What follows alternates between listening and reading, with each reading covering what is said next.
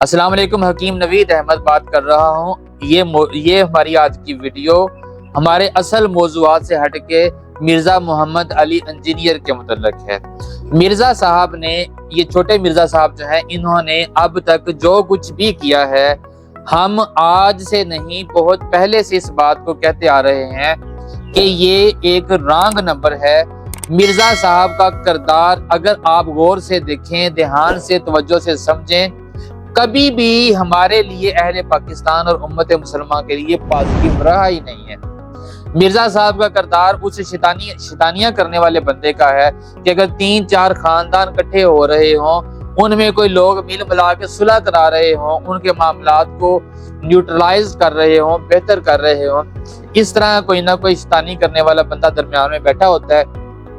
وہ لوگوں کو کہہ رہا ہوتا ہے کہ ہم باقی چیزیں تو ساری ٹھیک ہیں، مگر آپ نے فلاں موقع پر ہم آپ کے گھر آئے تھے، آپ نے ہمیں پانی نہیں پوچھا تھا، فلاں موقع پر ہم آئے تھے، آپ نے ہمیں کھانا دیا، چمچ نہیں دیا تھا، فلاں موقع پر آپ کے بچے نے ہماری نہر کا پانی چوری کر لیا۔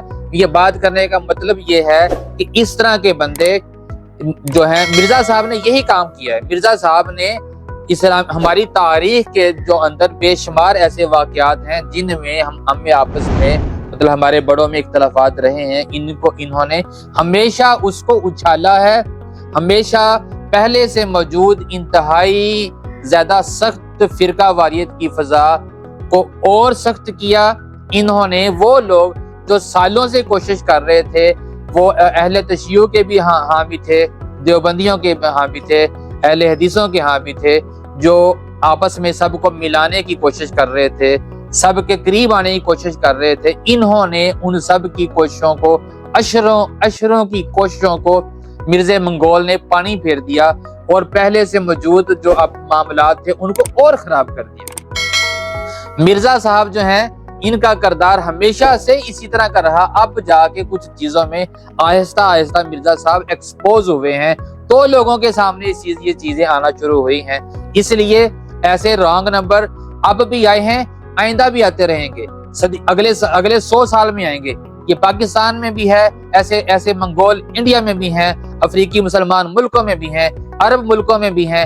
سب سے پہلے خود دیکھا کریں، خود فیصلہ کیا کریں کہ یہ بندہ جو صحابہ پر بات کر رہا ہے، یہ بندہ جو کسی نبی پر بات کر رہا ہے، یہ بندہ جو علماء کے متعلق بات کر رہا ہے، ہو سکتا ہے وہ ٹھیک ہو سکتا ہے وہ غلط ہو، مگر آپ کی اپنی خیالات، اپنے سوچ اور تدبر اور تفکر ہے، اس کے اوپر اس کو جانچ لیا کریں۔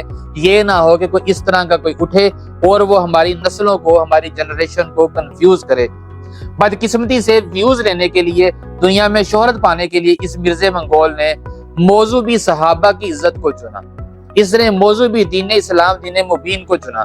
اس سے تو وہ طوائف وہ اچھیاں ہیں، اس سے تو وہ اچھے ہیں جو ٹک ٹاکر اور دوسرے ہیں کنٹینٹ کے لیے، جو دوسری قسم کی چیزیں جو ہیں ان کو لے کے آتے ہیں ویوز لینے کے لیے، فالوور لینے کے لیے۔ مگر اس بندے نے صحابہ کی عزت کو نقصان پہنچانے کی کوشش کی ہے۔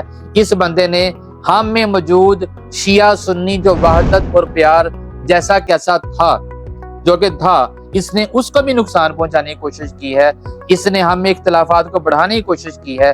میں اپنی بات کو ختم کرتا ہوں۔ ہر سننے والا اس کلپ کو، ویڈیو کو ضرور شیئر کرے تاکہ یہ سب تک پہنچے۔ میں صرف یہ کہہ رہا ہوں کہ ہم میں بہت ساری چیزیں خراب ہو سکتی ہیں، مگر ہم میں بہت ساری چیزیں اکٹھی بھی ہیں، ہمیں بہت ساری چیزیں مشترکہ بھی ہیں، ہمیں بہت ساری چیزیں ایسی بھی ہیں کہ ہم کسی بھی وقت مل بیٹھ سکتے ہیں، ایک دوسرے کے ساتھ کھا پی سکتے ہیں، ایک دوسرے کے ہاں آ جا سکتے ہیں۔